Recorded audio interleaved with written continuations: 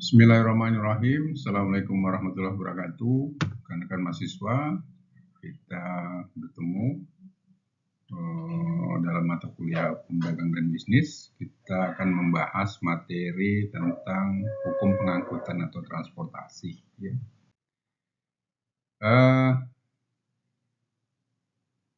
Kalau kita melihat definisi ya, atau pendapat ahli tentang pengangkutan, ya. Apa itu pengangkutan? Ini kita coba mengambil istilah atau definisi dari R. Sukardono, ya, yang mengatakan atau memberi pengertian pengangkutan, ya, berisikan perpindahan tempat baik mengenai benda-benda, ya, maupun mengenai orang-orang. Karena perpindahan itu mutlak perlu untuk mencapai dan meninggikan manfaat serta efisien. Adapun proses dari pengangkutan itu merupakan gerakan dari tempat asal dari mana kegiatan angkutan dimulai ke tempat tujuan di mana angkutan itu diakhiri. Ya, dari definisi ini kita bisa lihat bahwa perpindahan itu tentunya mempunyai tujuan ya, sesuai dengan kesepakatan. Jadi bisa untuk mencapai atau meningkatkan manfaat dari benda yang diangkut itu atau barang yang diangkut itu ya. Jadi prosesnya itu dari titik ya, dari poin di mana barang itu diangkut sampai dengan tujuan yang disepakati. Ya, disitulah berakhirnya suatu perjanjian atau kesepakatan tentang pengangkutan itu. Rekan-rekan mahasiswa ya, kita kalau melihat ada beberapa hal jenis pengangkutan itu ya, tentunya diatur oleh peraturan yang berbeda. Jadi ada pengangkutan laut, ada pengangkutan udara ya, termasuk juga ada pengangkutan pedalaman, artinya yang pengangkutan yang dilakukan melalui jalur sungai ya. Tentu di beberapa daerah di Indonesia yang keterbatasan di dalam proses pengangkutan ini banyak menggunakan pengangkutan lewat sungai ya, sungai-sungai besar, terutama ini mungkin di Kalimantan dan di Papua mungkin seperti itu. Selanjutnya ya, kalau pengangkutan laut ya, kita bisa lihat berdasarkan pasal 310 KUHD ya, Kitab Undang-Undang Hukum Dagang menyatakan kapal laut adalah semua kapal yang dipakai untuk pelayaran di laut atau diperuntukkan untuk itu. Kapal Indonesia adalah setiap kapal laut yang telah memenuhi syarat menjadi kapal Indonesia sehingga menjadi kapal kebangsaan Indonesia. Syarat-syarat untuk menjadi kapal Indonesia adalah yang berkenaan dengan surat laut atau pas kapal Indonesia yang berukuran minimal 20 meter kubik ya. Isi kotor dapat dibuat dalam satu register kapal dan kapal yang demikian dikaitkan dengan hipotik ya. Jadi kapal itu meskipun dia berbentuk kapal di laut tapi itu dapat diterapkan hipotik di situ. Jadi kalau kita lihat tanggung jawab hukum dari pengusaha kapal ya, jadi beberapa aturan ya di dalam pengangkutan laut ya, tentunya ini diatur di dalam undang-undang di dalam Kitab Undang-Undang Hukum Dagang ya, maupun undang-undang tentang pelayaran ya. Ini banyak aturan yang harus dikenakan di situ ya. Masing-masing pihak itu mempunyai tanggung jawab yang benar-benar secara hak dan kewajiban ya harus sesuai dengan aturan itu ya. Memang di dalam pengangkutan kapal laut ya banyak hal-hal risiko yang menjadi kesepakatan itu atau perjanjian itu menjadi dispute ya. Apalagi kita lihat kadang-kadang bukan di perjalanannya yang bermasalah ya, tapi kadang-kadang bagaimana kapal itu ketika akan bongkar barang ya, kemudian ada denda-denda yang akan dikenakan ketika kapal itu harus tertahan karena tidak bisa bongkar, ada satu masalah ini dan lain sebagainya. Jadi pengalaman saya dulu menghandle berkaitan dengan kesepakatan kapal, karena saya pernah menjadi satu perusahaan yang mengelola kapal dulu ya, banyak dispute ya antara penyewa dengan pemilik ya, atau mereka yang minta dikirim barang atau komoditinya ke satu tempat ya, baik di dalam negeri maupun luar negeri. Yang sering terjadi seperti itu karena memang setiap dermaga atau setiap pelabuhan itu punya aturan masing-masing ya, baik secara nasional maupun secara aturan yang ada di situ ya. Bisa dikenakan denda ya, atau dikenal misalnya demurrage dan lain sebagainya ya. Itu cukup besar sehingga sering terjadi dispute antara yang punya barang ya, yang minta barangnya dikirim, maupun yang punya kapal ya. Karena memang itu harus dijelaskan di dalam perjanjian itu. Jadi tanggung jawab hukum dari pengusaha kapal adalah sebagai berikut ya. Ini tanggung jawab langsung pengusaha kapal sebagai subjek hukum bertanggung jawab sendiri atas setiap perbuatan melawan hukum atau prestasi yang dilakukan para pihak anak buah kapal atau pihak lain ya.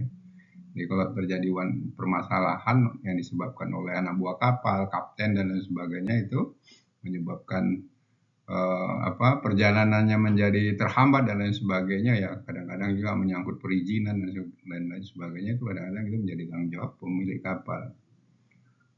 Kemudian ada lagi tanggung jawab pengganti ya, vicarious liability, itu pengusaha kapal tanggung jawab atas tindakan yang dilakukan oleh mereka yang bekerja di kapal, baik pekerja tetap ataupun pekerja sementara, asalkan memenuhi syarat ya.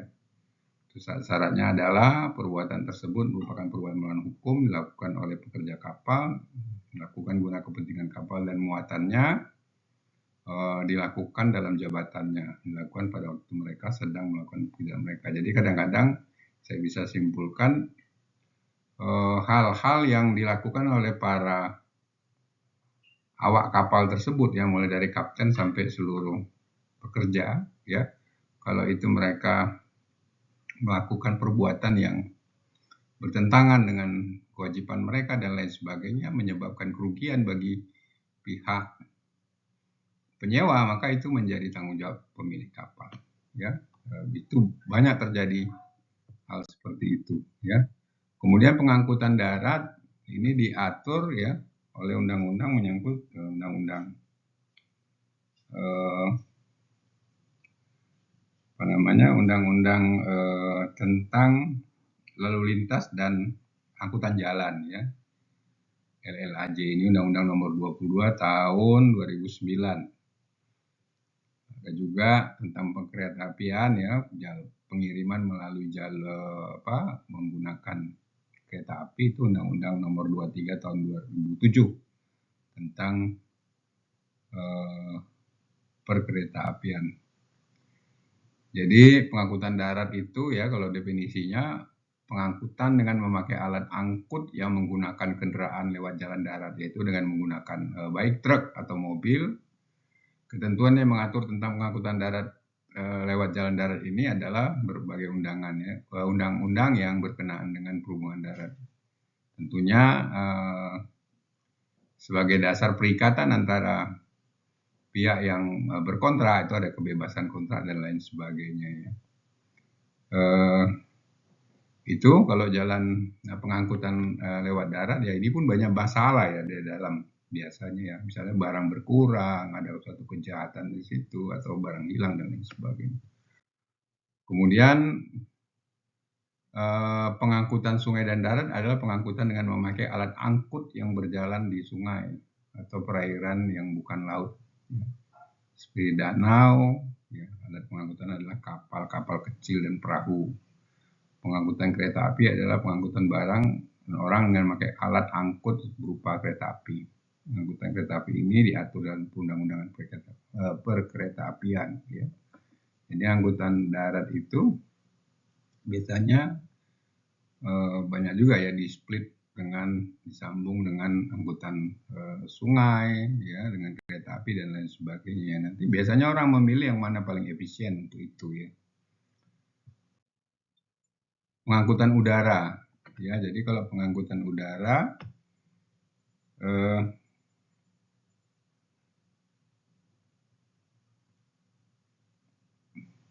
itu diatur oleh Undang-Undang Penerbangan ya, Undang-Undang Nomor 1 Tahun 2009. Ya. Tentu ini banyak regulasi ya mengatur tentang di dalam peraturan pelaksanaan dari undang-undang tersebut. Ya, berlakulah hukum udara dan lain sebagainya. Salah satu pokok bilang hukum udara ya, perdata adalah masalah perjanjian angkutan udara antara lain karena erat berhubungan dengan satu masalah lain ya, yang sejak permulaan pertumbuhan hukum udara mendapatkan perhatian besar dari para ahli hukum udara, yaitu masalah tanggung jawab pengangkutan. Jadi memang ini masing-masing pengangkutan itu ya baik darat maupun laut maupun udara tentu mempunyai karakteristik permasalahan masing-masing. Karena banyak yang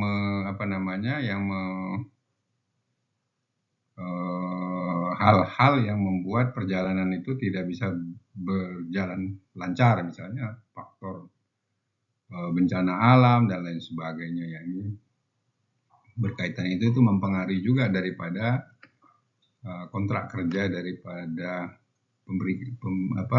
yang punya barang sama yang pihak yang akan melaksanakan pengangkutan barang tersebut.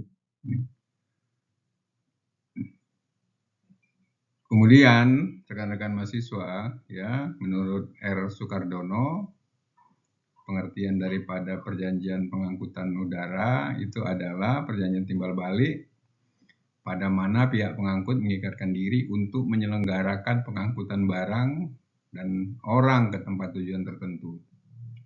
Sedangkan pihak lainnya, pengirim atau penerima itu penumpang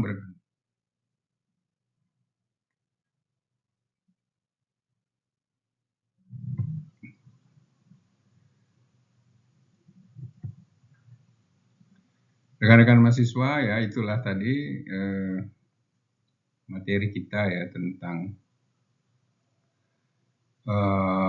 hukum pengangkutan ya. Jadi ada pengangkutan lewat darat ya, lewat laut, lewat udara yang masing-masing diatur oleh peraturan masing-masing ya, peraturan tentang pelayaran, peraturan tentang penerbangan dan lain sebagainya. Di samping sistem kontrak dengan menganut beberapa asas ya, asas di dalam hukum keperdataan. Jadi demikian materi kita. Terima kasih. Saya akhiri. Assalamualaikum warahmatullahi wabarakatuh.